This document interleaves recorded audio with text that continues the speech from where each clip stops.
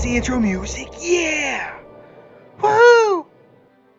Hey everybody, welcome back to the channel. And I had waited to make this video until we were getting more information about the event store currency, because every time we have an event store month, I get asked by everybody, hey Rev,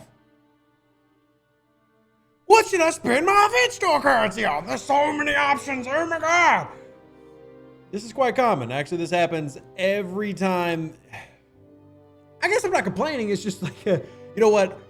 I need to be better about getting content out. How about that? Rev needs to get off his lazy butt and make content. And that's what we're doing here. Now, I do have to talk about a few different things. First of all, one of the reasons that this video is coming out over a week into the event store is one of the things that I always talk about, actually, personal take, is I generally, and I'm curious if anybody else is like that, let me know in the comment section below. I generally wait towards the end of an event store to guarantee or just know exactly how much loot I'm going to end up with, because you can kind of get a rough idea of what you can spend on. For example, if you remember the last time we went through this process, one of the things that I went after was the Separatist D3, because I had wanted this ship since 2019. Didn't matter that realistically this does nothing for my gameplay, but I wanted it. Well, I also need to know how much it's going to cost. So each BP was 20K, I need 80. I'm sorry, each BP was a little less than 4 because you get 5 per. But you know, I had to spend about 300,000 currency to get that. So knowing how much currency you're going to get is extremely important. So to let y'all know rough estimates of where we're at right now, and once again, I have to give a shout out to DJ, who has done a great job with this. He was, I would say, the leader in this fight this month. And I'm really big on giving all the content creators and moderators a lot of credit. So we all do things and we all do great work, and I want everybody to get recognition for that. So check out his podcast if you haven't already. But anyway, the floor for a free-to-play player is around 350,000. That's what I'm expecting is the floor for a free-to-play player and what they're going to get in event store currency throughout the rest of the month. Now, some of this is a little bit conjecture because we still don't know exactly what the events are going to look like. However, if you look at some of the events that have launched, for example, today, you can see the payouts for currency in the store is higher now than it was last week. This is something that they said they would do, that they would raise the limits based on the perception that this month had much lower totals. And honestly, the perception existed because the Mantis owners and the paying players were getting so much more.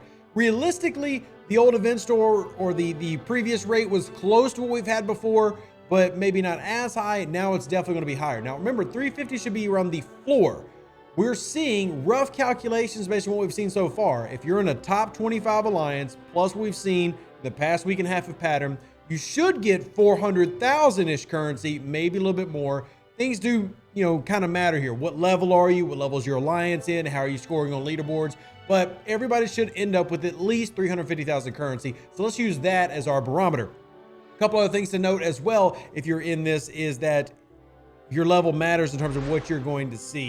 You're not going to necessarily see all the officers or all the ships. And finally, because there's so many different points to bring up, people are always asking, Rev, where are the 4-star ships? Where are the 5-star ships? They're not here. And just to go ahead and let you know, if you're new to that area, they've never been there. They've never added the 4-star faction ships to this. And we ask every time this launches, I ask, official moderators ask. We were so far being told no. Now, I'll be really honest with you. It makes no sense to me that they're not here. I'll just be completely real with you. I understand to an extent the 5-star ships not being here, but I don't understand no 4-star. So if you would want 4-star, please blow it up in the comments. Show them how silly it is that 4-star has been out for years and we don't have them in event stores. I appreciate that we have these ships here. Let's start with what I believe you should focus on no matter what level you are. Because I had a lot of lower level players. I had some level 22s and 23s coming to me saying, hey, Rev, what should I get? Because I don't believe I can get all of the officer if I go after officers. So should I focus on them?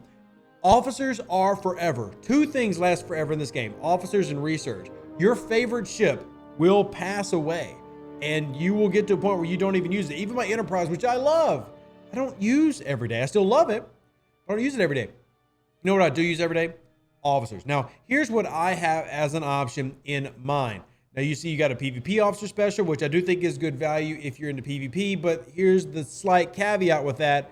The way the strike team officers are coming out, that PvP bundle is getting less and less valuable every time we get closer to it. Now, I will say, if you're a lower level player, this bundle is very important. Now, you're limited to 2, but anything that you can do to source Chin, Moreau, and Pike, you should take advantage of. That would be 50,000 currency for you. So if you hit that floor that we talked about, 350, that would leave you 300,000 currency to go after. The lower decks limit 2 is also extremely important, especially if you are a player below level 36 and do not have access to the Cerritos. You really want to start working on these officers if this pack is available to you, because they provide such an important balance in terms of, look what Tindy does, the whole health boost, look at what Mariner does, the weapons damage, look what Rutherford does, shield HP, which can be very helpful for some of these new hostile grinding crews, etc. But the biggest one in this that I think you should go after is Strange New World Pike, simply because he will last throughout the rest of your gameplay. And if you had 350,000 currency, which again is the floor, and you divided that by the amount of pulls you could do here, you're getting quite a bit. You know, I think you're getting a significant amount of shards. Now, is it the most amount of shards in the world? No, but again, officers are forever. This would give you almost 6 pulls, so 60 shards of Strange New World Pike. So you'd get over half of them if you spent all of your 350k on Strange New World Pike. Many of you have already unlocked the rares. If you have not gotten Pike yet, you need to go after Pike. If you get over 400,000, you're getting really close to unlocking him just from this alone. Now, Lon is important, Ortega is important, Spock's important, but more importantly than all those, Pike is a must-have officer in this game, because even if he is not better than Pike Moreau Chin for, say, faction grinding as a level 29 player, he is still the meta for a lot of things. He's become the meta for swarm grinding. In a lot of ways, he's better in board grinding, though he might not get you loot as fast. He's going to get you more kills. And then he's definitely the meta when it comes to level 52 plus hostiles. You really need to focus on this if you're a player in the game. Ship blueprints.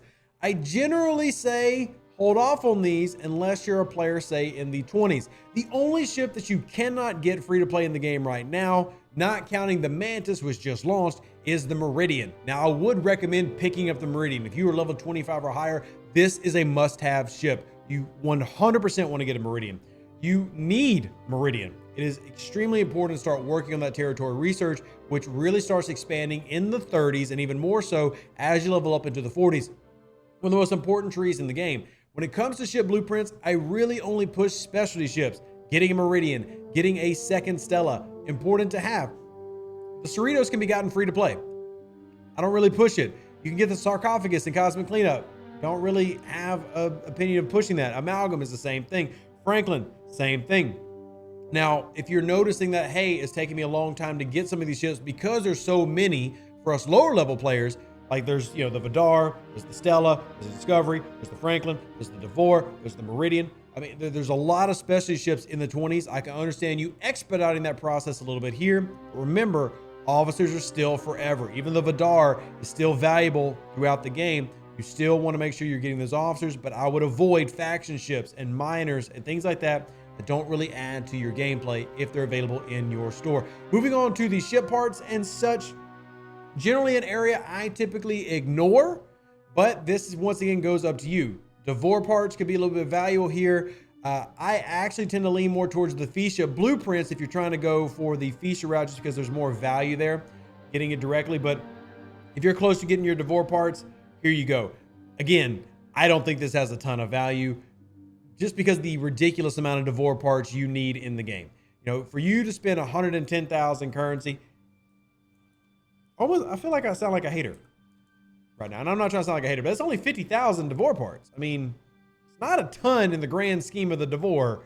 So that would mean if you spent your 350,000 currency, you ended up getting 150,000 Devore parts. If that's what you need to get the Fisha, it's understandable, but I'm just giving you my opinion. Things like plutonium, we completely ignore. The warp interlocks, ignore. You'll get most of this unless you're trying to have 2 Franklins and 2 Franklin A's, which I don't see the point in. You're going to get this through missions and level locks anyway. But here's your amalgam parts, which you can work on if you want to upgrade your amalgam for the refinery. But the main one would be the Devore parts for me if you're looking for some value there. Now, moving into resources and materials, which is going to be completely 100 with you. I do not ever recommend this unless you've reached the point where you can only spend on these. If you've reached and spent all your currency, then go into this little bucket. Otherwise, ignore it. Cloaking. Another one that I'm just not a big fan of you spending your materials or resources on. Now, inside of here, I want to cover this because I get asked this a lot over the past week. Do I recommend the refractive beam and the positron phaser or the refits for a particular ship? If you see this and you're saying, hey, I want this, I think this is valuable to me, the one I'm going to focus you on is either the refractive beam or the positron phaser. Why? Because these work for all ships throughout the game. They technically last forever. Your auger refit, your D4 refit, your Enterprise refit is only for that ship. And while they look incredible, y'all, they really do, these last throughout the entirety of the game. And cost-wise will not run you all the currency you're trying to spend.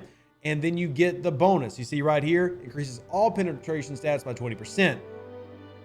And you don't have, and there's a misconception, I think, for a lot of players. You do not actually have to equip that. As soon as you unlock it and you go unlock it in the store and unlock it in your refit tab, it's applied. It's there. You don't actually have to run it on your ship. So if you have the refractive beam and you have the positron and you have the snowflake, all of those add up together. They're all counting to you. Think of them as like a research. Once you unlock it, it's there. Bam. So there's value there. And it's the same thing if you want to go after the positron phaser. People want to complain that the cost is very similar, stuff like that. But look, bonuses are bonuses. And if you're wanting something that is the most efficient route, go with those at the end. But if you won't, these are really cool. And you can notice the bonus of the D7 Enterprise and Auger refits, or even the Enterprise A refits. Final buckets, special currencies, avatar of the frame. Now, I typically ignore active nanoprobes. I will do a video on this. My moderator, Tough Cow, really pushed this, but we're going to go over pattern buffers and whether these are really worth investing in. I'll tell you this, because the cost is cheap. I'm going to go ahead and say on this video, the cost is cheap. If you got an extra 7,500 laying around, go ahead. I'll make a video showing there are a few of those missions. If you've not completed them already, if you're like level 42 and you've done them, don't worry about this. But if you've not done them yet, we will go over some of the value of those using places like Ripper's website, STFC.space. There are a few different of those missions that have pretty good rewards, and we'll cover that. So just FYI, if you're a newer player, hadn't completed those, go for that. Next up, you're going to have active nanoprobes. Personally would avoid. Independent credit, still one of the most difficult things to source in the game. Many people are going to complain about the value here, but it is what it is. You need independent credits. So many officers in the game are requiring them. That has value. Urbanite, no value to me personally. Traits XP, you can get this every day, and there's an away team mission for it. While it is valuable, I would not encourage you to use event store currency on it. Remember, event store currency is so limited. The most I can really imagine a free-to-play getting is 450,000. The floor is 350. You want to operate under that mindset. And if you end up getting more, then you start thinking about these things. Signet XP is going to be a very tempting one for you. I'm still going to say no on it, even though there's events centered around it. If you want to start focusing on that, that's fine. Axion chips, the cultivated mycelium elite. This is really big for a lot of people who like a lot of go-go juice. I don't go for it, but this is one of the most valuable ones. Definitely better than the small elite or small mycelium option. Get that one over getting the regular cultivated mycelium. That's it, except for the frames and avatars, which I'll be honest, man. No, not for me. It's just not my thing. So there are my recommendations for the event store. There's a rough idea of what you should be earning in the event store when it comes to total values. This is subject to change. And remember, this is a rough estimation. Dang it, Chaos launched it before I get to it. This is a rough estimation of what you should get.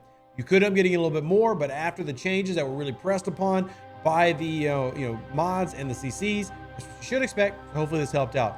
Live long and prosper, ladies and gentlemen. Stay safe out there, space cowboys.